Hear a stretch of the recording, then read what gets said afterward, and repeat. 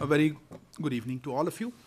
Thank you for joining us for this special briefing on a very somber occasion following the earthquake at the Turkey-Syria border. We have, as you know, launched Operation Dost to provide humanitarian assistance to the affected people. To give us a sense of how this operation is unfolding and the details, we have actually a very unique panel of people here on the dais. Of course, we have with us Secretary West in the Ministry of External Affairs, Shri Sanjay Verma. We are also joined here by DG NDRF, Shri Atul Karwal, as well as by CISC from Headquarter IDS, Air Marshal B.R. Krishna. Sir, may I request you to have opening remarks and give us a sense of this operation? We also have a small map here, so at a certain time we can show them a little more about our deployment once you are ready, sir. Well, thank you, Arindam. A very good afternoon and namaskar. What I propose to do is I would set up the scenario, the build-up, the brief background to Operation Dost, the timeline involved, MEA's role in this operation, and thereafter I will let me also welcome our two colleagues, Air Marshal B.R. Krishna and DG NDRF Atul Karwalji to MEA. And this, ladies and gentlemen, as you can see, is also a whole of government approach in front of you, and while we work on the ground together seamlessly over the last 2 days. Let me begin by suggesting to you of how much of a big tragedy this is. What began as early reports on Monday, 6th February, of an earthquake striking the southern part of Turkey and Syria, the reports kept escalating the magnitude of the tragedy. The area it covers on the Turkish part is almost 1.2 lakh square kilometers. It's west to east about 450 kilometers and from north to south about 290 kilometers. There are 10 provinces which have been hit, 7 of which are particularly in severe condition. The magnitude, as you know, was 7.6 and then 7.7. 435 aftershocks have taken place since then. The impact of the earthquake was also felt apart from Syria, Lebanon, Greece, Israel, and Cyprus. President Erdogan, a few minutes ago, has put the figure of casualties at 8,574 and the injured at 49,133. He has also shared that 6,444 buildings have been razed to the ground or have collapsed.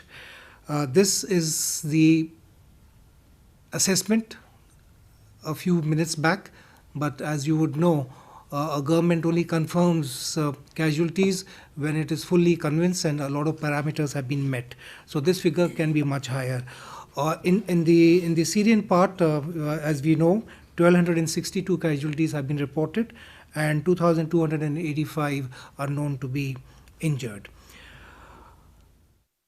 Let me now give you a sense of, I may also mention that this is the biggest natural disaster to befall Turkey since 1939, when about 30,000 Turks died in a major earthquake.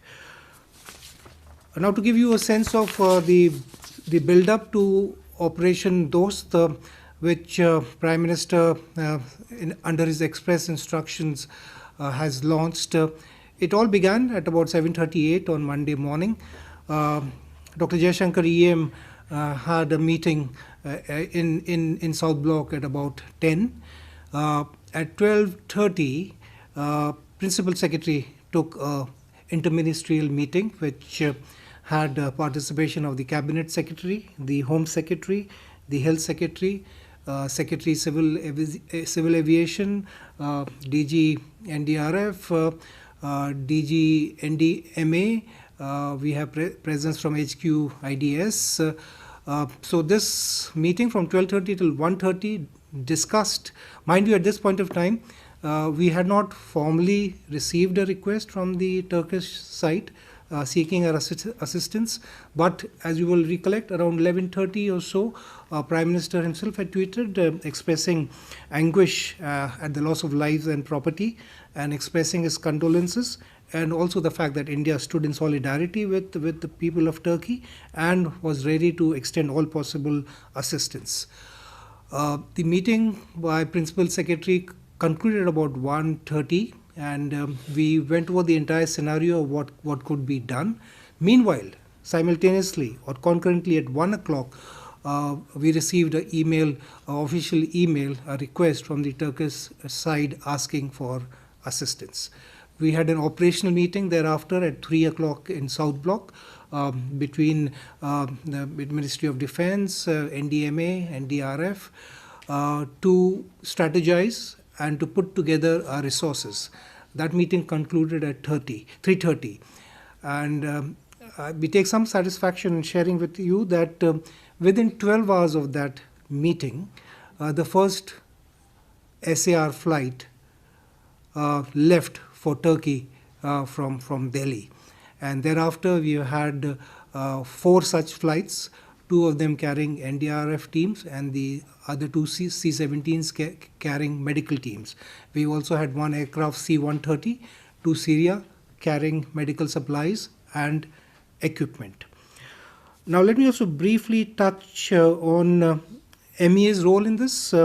What I also propose to do is that the operational aspect of Operation Dost, I will request my colleagues to shine the light and share more intricate technical details on the sheer enormity of this exercise, of what has gone into it, what the expectations are, and what our capabilities are.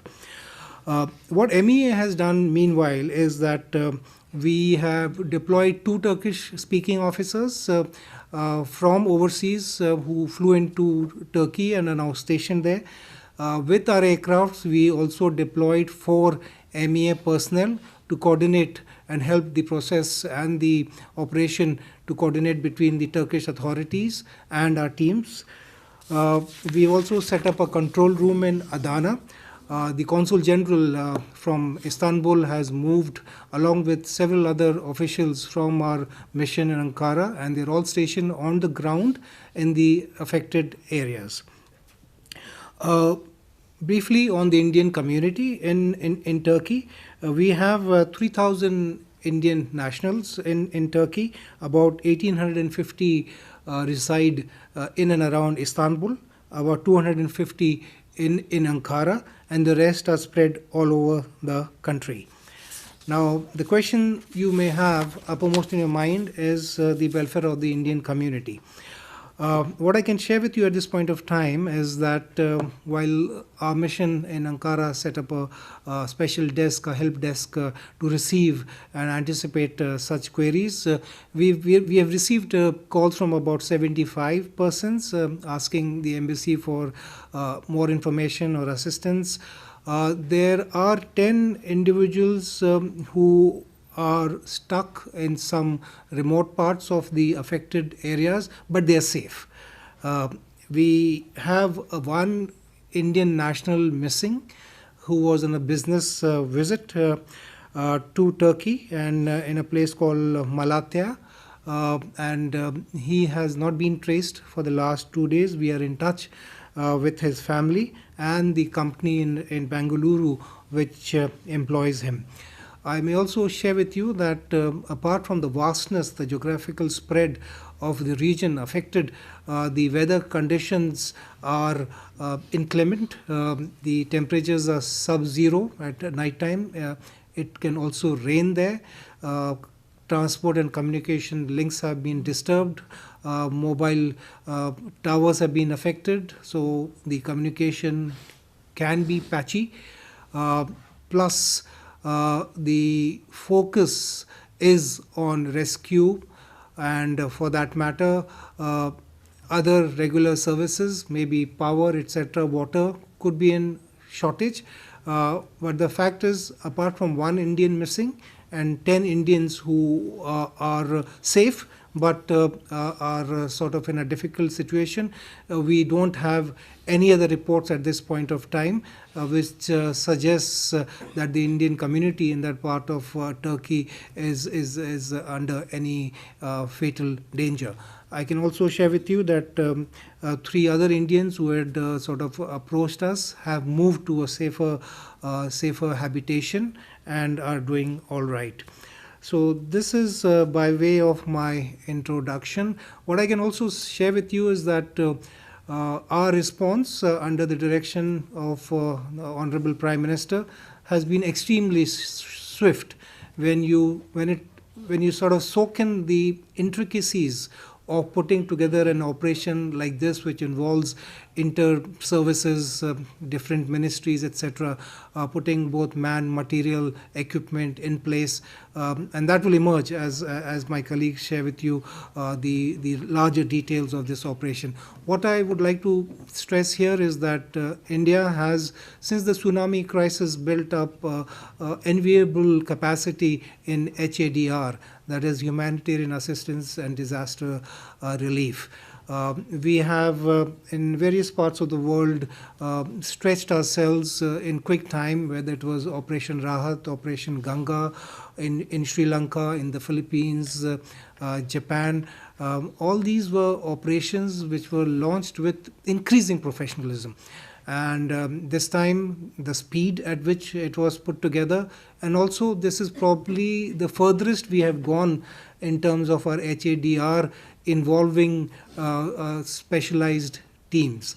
So we sort of try and live up to our reputation as being first responders and also net security providers in these challenging times. I will rest my comments here for the moment and be happy to answer questions after my colleagues have made their part of their presentation. Thank you. Thank you very much, sir. Who would like to go first, sir? NDRF, may I request? Sir. Good evening, everyone. I'll quickly go through the bare details, which you might be already familiar with. So we were given the go-ahead in the 12:30 meeting held under Dr. P.K. Mishra of the PMO.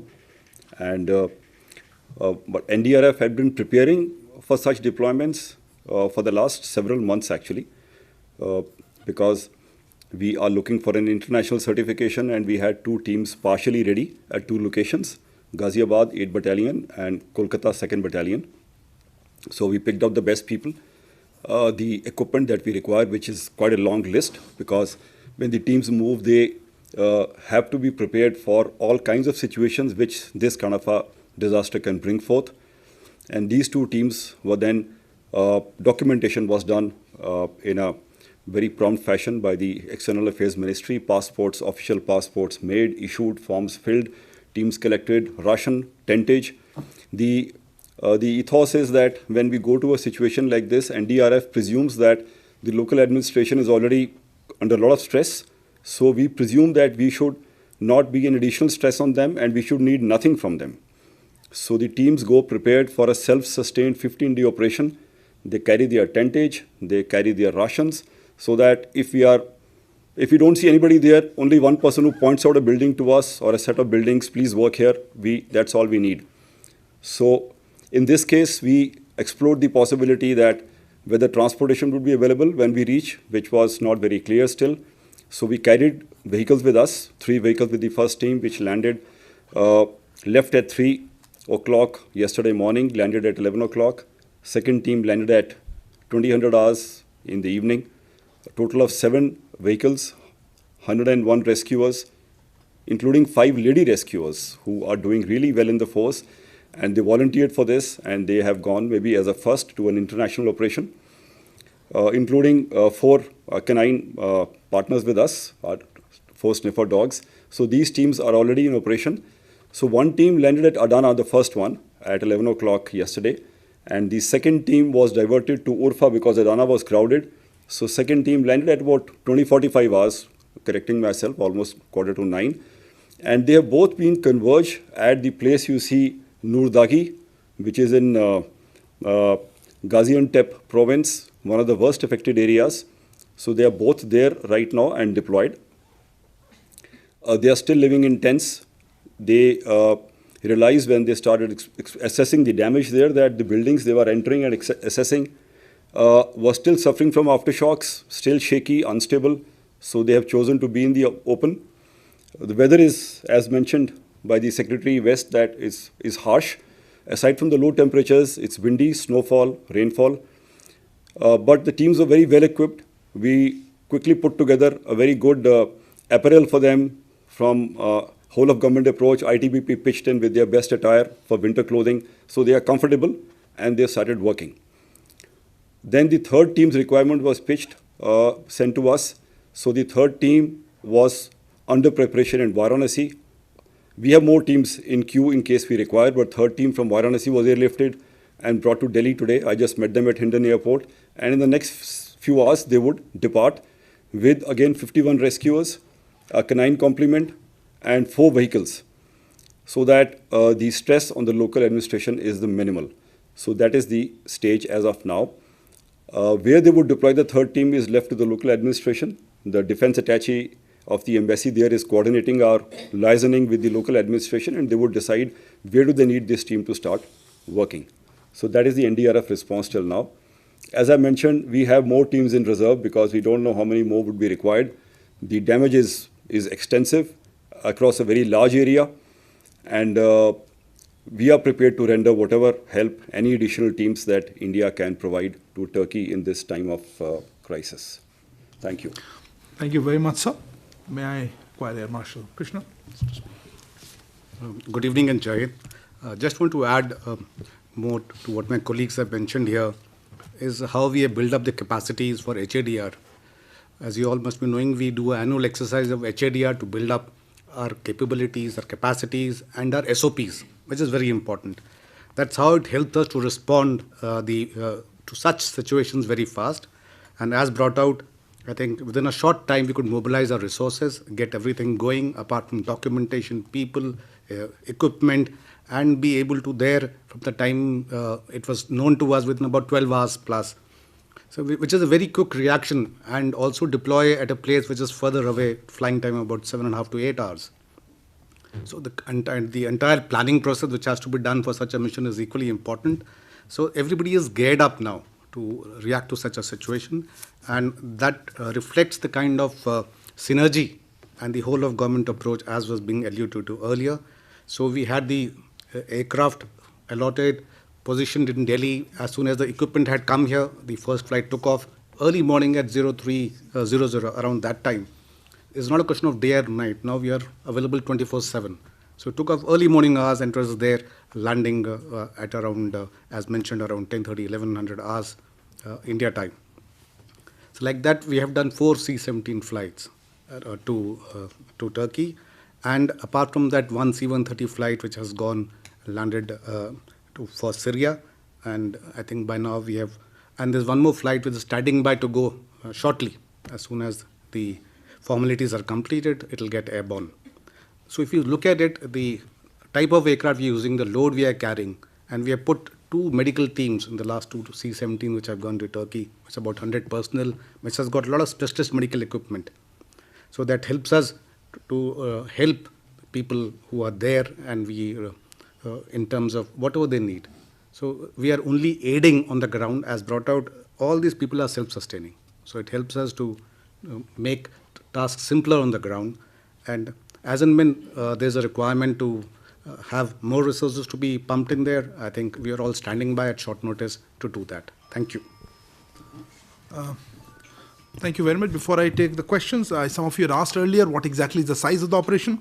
So basically, we've had moved 4 flights, 4 C-17s already airborne, in fact landed. 1 C-17 ready to take off in the next few hours. 1 C-130 which is landed and equipment handed over. Nearly 129 or 130 tons after the 6th flight would have been moved to Turkey. Another 6 tons of equipment in the C-130 to Syria.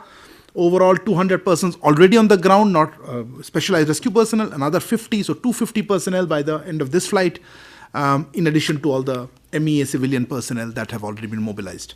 With that, let me just also, sir, as I was mentioning, within the MEA also we have developed some expertise. We have a rapid response cell which has been coordinating closely with the two key divisions, Central Europe Division, as well as the West Asian, North Africa Division, so that we also very geared towards this kind of operations, so we can also liaise quickly. And all the joint secretaries here actually are with us in the room. Okay, let me start with the questions. I saw some hands. I don't start with you today, and I'll come back to you guys. Sir, this is Rishikesh Kumar from the Press Trust of India.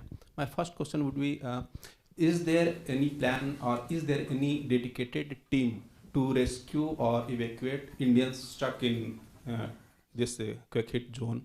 And the second question, what are the reasons for not deploying NDRF? Sorry, can I ask you to repeat your first question? First question, is there any dedicated NDRF team or for rescue Indians?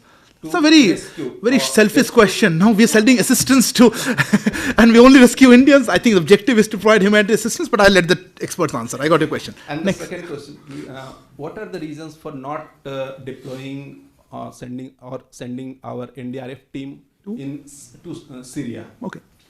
I had a hand here. Yeah, I'll come back to you. Okay, sorry. Yeah. One second. If you don't have a mic, I can't hear you. Okay. Sir, I'm Siddhant from CNN News 18. Okay. Sir, I have a follow-up question to what gentleman has asked. So, in fact, even I have been reading a lot of stuff regarding American sanction on Syria. So, have we faced any kind of problem while sending material to Damascus? One. And the second question is, sir, right now Syria is being controlled by 3 powers. So, we are sending material to Damascus.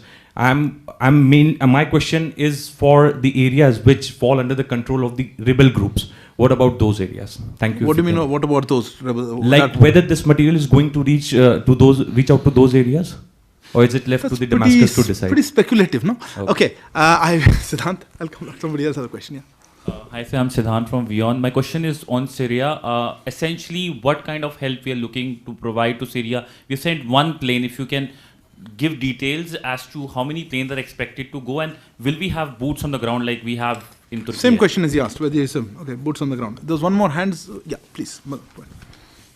Madhurendra, मैं news nation से। जैसे कि team हमारी वहाँ already ground पर है, मैं जानना चाहूँगा कि अभी डिजास्टर के क्या चैलेंजेस हैं खास तौर पे वहाँ पर दिखाई दे रहे हैं, जिस तरह का पूरा अर्थक्वेक के बाद की स्थिति विजुअल्स में दिखाई दे रही है, किस तरह से हम हैंडल कर रहे हैं, और जैसा कि आपने बताया कि और ऐड ऑन करने के लिए हमारे पास टीम रेडी है, तो क्या चैलेंजेस है जिसको हम ऐड ऑन और कर सकते हैं in terms of our NDRF team and medical evacuation like? We'll take these 4 and then we'll try to come back to another round. Okay. May I begin with the challenges involved? I will leave it to my colleagues to answer that. On Syria, let me upfront suggest to you that this is not an opportune time to sort of magnify and do a deep dive into the geospatial, geostrategic issues, affecting that region.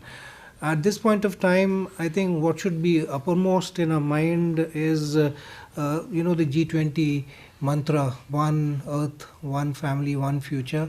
And in all of this, the present becomes a testing ground on how we as humans come together.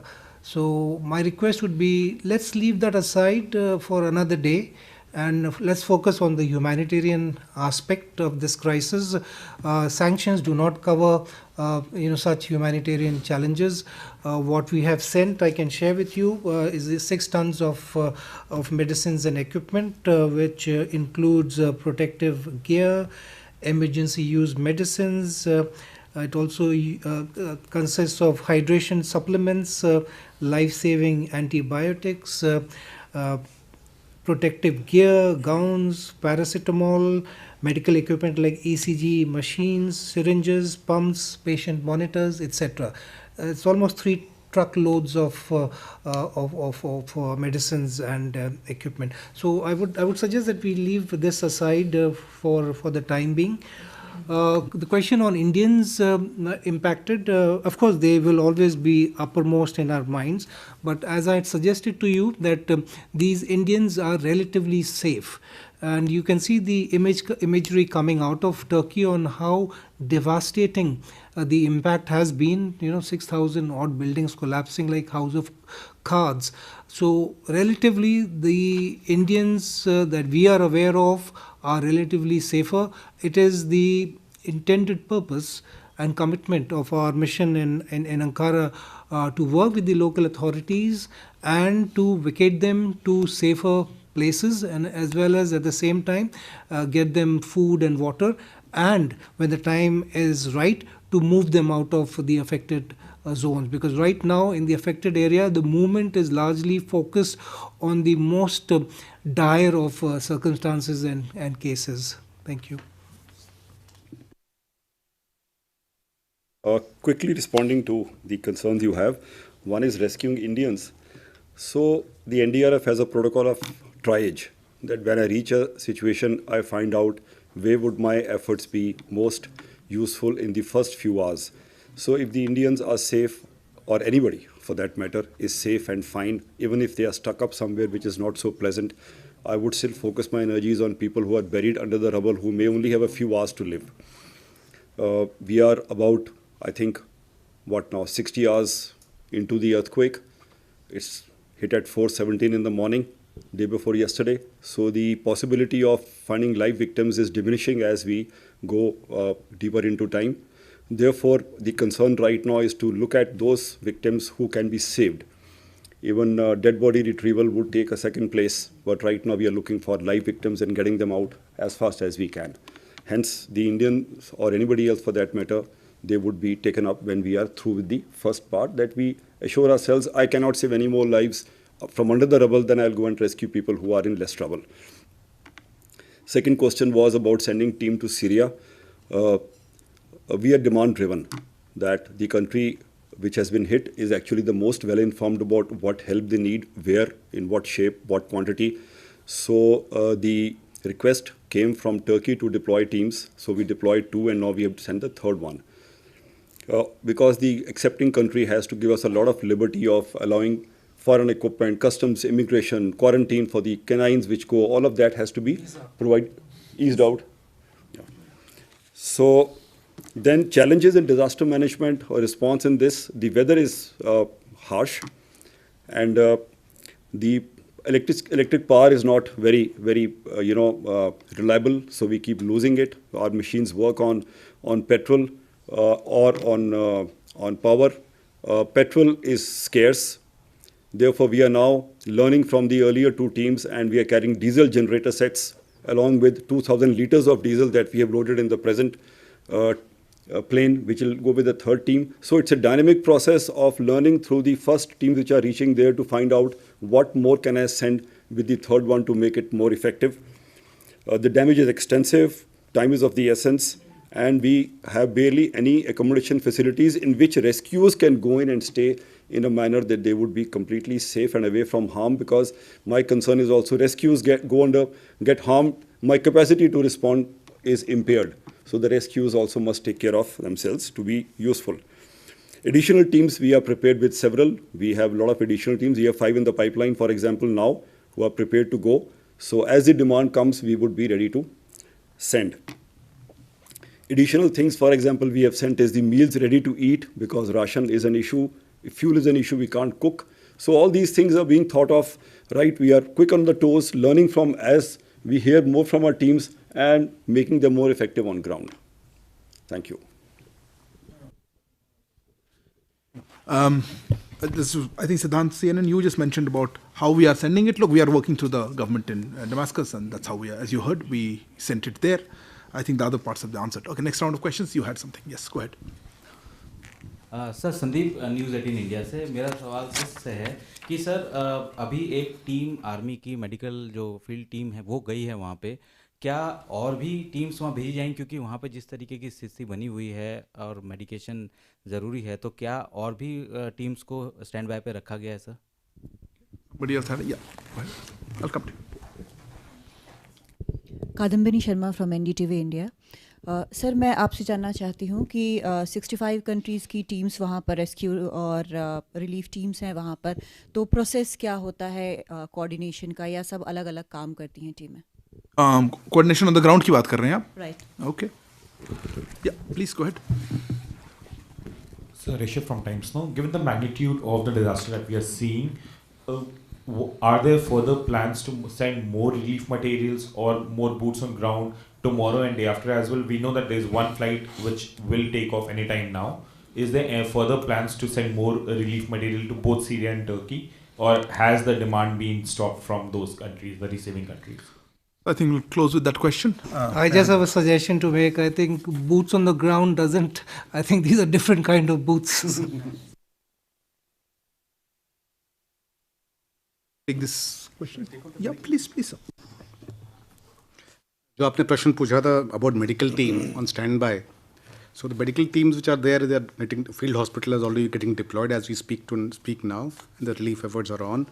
And हमारी जो medical team, एक और medical team stand by पे है, जैसे requirement आएगी, जैसे बता रहे थे स्थिति के ऊपर, तो उसको भेजा जाएगा. So that way we are well prepared. I think one good thing which has happened over period of time is our preparation, and उसके बारे में हमें कोई चिंता नहीं है, because we can respond at a short notice. Thank you. Yes ma'am, आपका सवाल था इंटरऑपरेबिलिटी का, कोऑर्डिनेशन का. एक यूनाइटेड नेशंस का इंसरा प्रोटोकॉल है, international search and rescue advisory group, उसकी सर्टिफिकेशन होती है. हमारी ये 2 टीम्स उसकी सर्टिफिकेशन की तैयारी में बहुत दिन से ट्रेनिंग कर रही हैं. तो सर्टिफाइड नहीं है, लेकिन वो सारे प्रोटोकॉल्स जानते हैं. तो इसलिए वहाँ पहुँचने के बाद में जिस एरिया में हम काम कर रहे हैं, स्पेनिश टीम भी उस एरिया में है, उनसे हमारा अच्छा प्रोटोकॉल के साथ इंटरऑपरेबिलिटी है और उसमें कोई दिक्कत नहीं आएगी. If I could just add, दोनों something I just add to couple of them. एक on the coordination on the ground के आपने एक आदमी ने पूछा था. देखिए हमारे वहाँ एम्बेसी के जो टीम्स हैं, जो सर ने बताया वहाँ पे हैं, तो गवर्नमेंट ऑफ तुर्की के साथ जो डिस्कशंस हो रही हैं वो इसी से कोऑर्डिनेट हो रही हैं. वो भी डिफाइन कर रहे हैं कौन से एरिया में कौन सी टीम्स की ज़रूरत है, तो हम उनके साथ भी लियाइज कर रहे हैं ताकि डुप्लीकेशन भी ना हो हमारे टीम्स की. और ऑफिसली जैसे सर ने कहा इंटरऑपरेबिलिटी भी पूरी तरह है. और संदीप आपने पूछा था प्रश्न की, ये न्यूज़ 8 ने किसने पूछा तभी, ये फील्ड टीम के बारे में और ज़्यादा आप भेजने चाहते हैं. देखिए आई थिंक कुछ कभी हमें लगता है नंबर, जैसे ये हॉस्पिटल है, मेडिकल है, ये बहुत बड़ा, एक 2 प्लेन्स में जाता है ये फील्ड हॉस्पिटल, जिसमें 100 लोग, करीब 99 लोग गए हैं इसमें करीब 25 या 20 कोई 40 टन के ऊपर है. तो ये बहुत बड़ा है, 30 बेडेड हॉस्पिटल, जो बहुत जगह नहीं होती है, ये अब सेटअप कर रहे हैं वहाँ पे.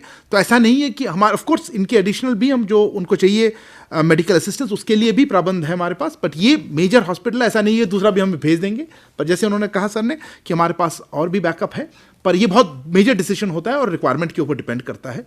तो same, Rishabh, that answers your question to the extent. Look, it is all demand driven and request driven. At this point, we have announced what are our plans. If and when we have some more information on this regard, we'll certainly share with you. Sir, you want to add anything? I'll request, I will close it here.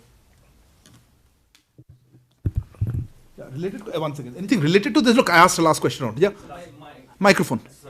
But I will allow or disallow depending on your question. Tell me. Okay, sir, I just want to know that has Prime Minister Saab spoken to his counterpart in Turkey or Syria? Any telephonic conversation has taken place? Okay, sir will answer that one. Yeah. Sir आपने बताया कि शैलेंद्र वांगू network 18 से आपने बताया कि एक Indian missing वहाँ पे, उसके कोई जानकारी मिल सकती है, वो किस स्टेट से है, वो कहाँ किस कंपनी में काम कर रहे थे? बेंगलोर का आपने बताया कि प्राइवेसी की आप कोई मैं नाम नहीं पूछ रहा हूँ.